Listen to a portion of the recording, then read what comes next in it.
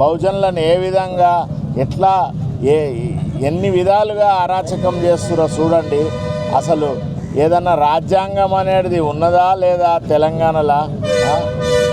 వెంటనే అరెస్టు చేయాలని మేము హోమ్ మినిస్టరు ముఖ్యమంత్రిని డిమాండ్ చేస్తున్నాము.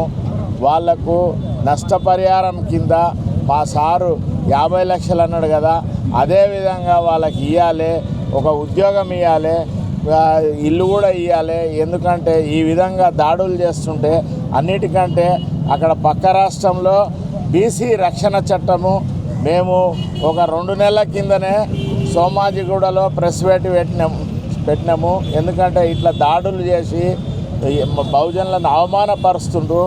ఎన్నో విధాల ఈ చిత్రహింసలకు చేసి ఒక పనులు చేసుకోకుండా ఇట్లా మనం అసలు భారతదేశంలో ఎక్కడున్నాము ఏంది? ఈ తెలంగాణ రాష్ట్రంలో ఈ ప్రభుత్వం వచ్చినాక ఈ విధంగా దాడులు చేసి నానా ఇబ్బందుల పాలు చేస్తున్నారు. కాబట్టి వెంటనే రక్షణ చట్టం పెట్టాలి, ఈ కేసులో అరెస్టు చేయాలి. అరెస్టు చేసేదాకా మేము ఈ నాగర్ కర్నూలుకి వెళ్ళి పోము. ఈ విధంగా తెలంగాణ రాష్ట్రంలో ఎక్కడ చూసినా దౌర్జన్యాలు చేస్తున్నారు అగ్రకులాల వారు.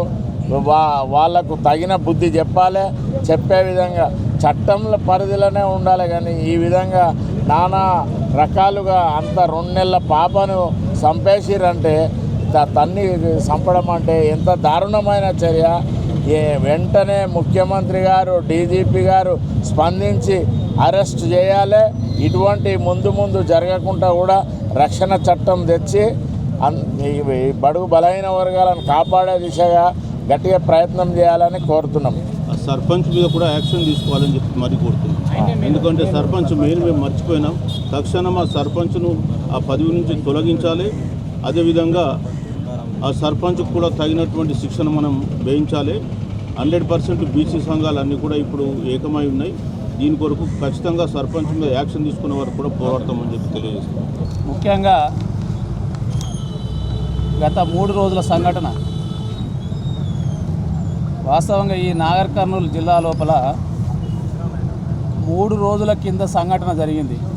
వాస్తవంగా ఈ మరి నల్లమల్ల ముద్దు బిడ్డ రేవంత్ రెడ్డి గారు గొప్పగా చెప్పుకుంటాడు, నేను తొక్కుకుంటూ వచ్చినా నరుక్కుంటూ వచ్చినా పేద వర్గాల నుంచి వచ్చినా నేడు బడుగు బలహీన వర్గాలకు సంబంధించినటువంటి మనిషిని అని చెప్తా ఉన్నాడు. ఈరోజు ఒక బడుగు బలహీన వర్గాలకు సంబంధించినటువంటి ఒక రజక కుటుంబంలో ఉన్నటువంటి అత్యధిక పేదరికంలో ఉన్నటువంటి వాళ్ళు దైవ దర్శనానికి వెళ్ళినటువంటి వాళ్ళను కేవలము 100 రూపాయలు కట్టకపోతే ప్రాణాలు తీస్తారా? అంటే ఎక్కడ ఉన్నది? ఇక్కడ ప్రజాస్వామ్యమా లేకపోతే ఏంది ఇది? మేము ప్రజాపాలన అంటారు. ఈ ప్రజాపాలనలో ఈ హంతకులు ఏంది? ఒక గ్రామ సర్పంచ్ అంటే గ్రామ సర్పంచ్ ఏ విధంగా ఉండాలి? ఎవడన్నా తప్పు చేస్తే తప్పు చేసినటువంటి వాళ్ళను శిక్షించే విధంగా ఉండాలి, తప్పు చేసిన వాళ్ళను మందలించే విధంగా ఉండాలి. అంతేగాని ఈ యొక్క సర్పంచ్ అయినటువంటి వ్యక్తి ఎవరు? దాదాపు తుకారం రెడ్డి, సతీష్ రెడ్డి, శ్రీనివాస్ రెడ్డి, ఈ మధుసూదన్ రెడ్డి ఇంతమంది కలిసి ఈ యొక్క కేవలం ఈ గణేష్ చంద్రకళ ఏం పాపం చేసిరు? 2 సంవత్సరాలు ఈ పాప ఏం పాపం చేసింది? కనీసము రాక్షసులు మనుషులా రాక్షసులు? అసలు వీళ్ళు ఏమనాలి వీళ్ళను? అంటే కనీసము ఇది రౌడీ రాజ్యమా, ఇది దోపిడీ రాజ్యమా, లేకపోతే ఏమైనా టెర్రరిస్టులా వీళ్ళు? ఇంతగానం జరిగితే అసలు నాగర్ కర్నూలు జిల్లాలో ఉన్నటువంటి పోలీస్ డిపార్ట్మెంట్ కానీ, ఈ జిల్లా కలెక్టర్ కానీ, ఎస్పీ కానీ ఇప్పటి వరకు స్పందించకుండా, వాళ్ళ మీద మర్డర్ కేసు పెట్టకుండా ఇంకా మేము చూస్తాం ఇంతవరకే. అది పోస్ట్ మార్టం రిపోర్ట్ రావాలని చెప్తా ఉన్నారు. పోస్ట్ మార్టం రిపోర్ట్ వచ్చిన తర్వాత కేసులు పెడతారట. అరే స్వయంగా తన తల్లి వాళ్ళ కాళ్ళ మీద పడి నేను కొడుతున్నాడు చూసినా, నేను చంపిండు ఆయన చూసిన, ఇంత ప్రత్యక్షంగా సాక్షి చెప్తున్నప్పటికీ అక్కడేదో కొబ్బరికాయ టెంకాలు కొట్టేటువంటి రూమ్లో బంధించి వాళ్ళను ఒక పశువులు బాధినట్టు బాధితే కూడా ఈరోజు ఈ నాగర్ కర్నూలులో ఉన్నటువంటి పోలీస్ డిపార్ట్మెంట్కు కళ్ళకు కనిపించట్లేదా? మీ కళ్ళకి ఏమైనా గంతలు కట్టుకున్నారా? ఇంత అన్యాయం జరుగుతూ ఉంటే ఈ నాగర్ కర్నూలు లోపల ఇంకా నిద్రపోయి ఇంకా పొద్దున్న 3 రోజుల నుంచి ఇంకా చెప్పిందే చెప్పి కనీసము అంటే ఎఫ్ఐఆర్ కూడా చేయకుండా ఈరోజు వాళ్ళను దాచిపెట్టడం వల్ల అరెస్ట్ చేయకుండా వాళ్ళకి ఇంకా మరి ఎక్కడ వాళ్ళకు అది ఎక్కడ దాచిపెట్టిరు వాళ్ళను ఎందుకు తీసుకురాలేకపోతురు? వాళ్ళు ఇంకా ఉన్నటువంటి వాళ్ళు ఎవరు? ముఖ్యమంత్రి ఉన్నాడా లేకపోతే ఇంకా ఎమ్మెల్యే ఉన్నాడా? వెనకాల ఎవరు ఉన్నారు? ఈ రాష్ట్రానికి ముఖ్యమంత్రి ఆయనే, హోంమంత్రి ఆయనే.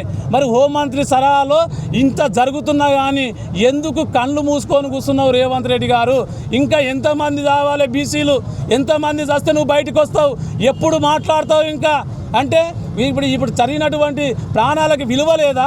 అంటే ఒక బహుజన బిడ్డ చనిపోతే ఆ ప్రాణాలకు విలువ లేదా?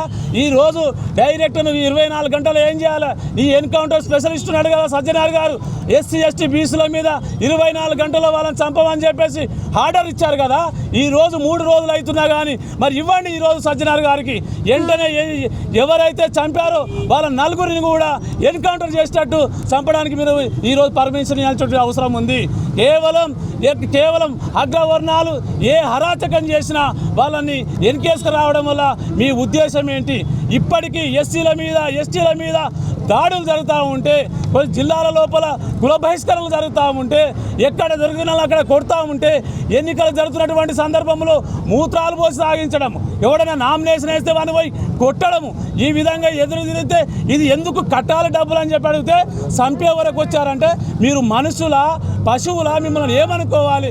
మిమ్మల్ని ఎట్లా వర్ణించాలో చెప్పడానికి కూడా సిగ్గు అవుతున్నటువంటి పరిస్థితి ఈరోజు. ఒక్కసారి ఆలోచించాలి.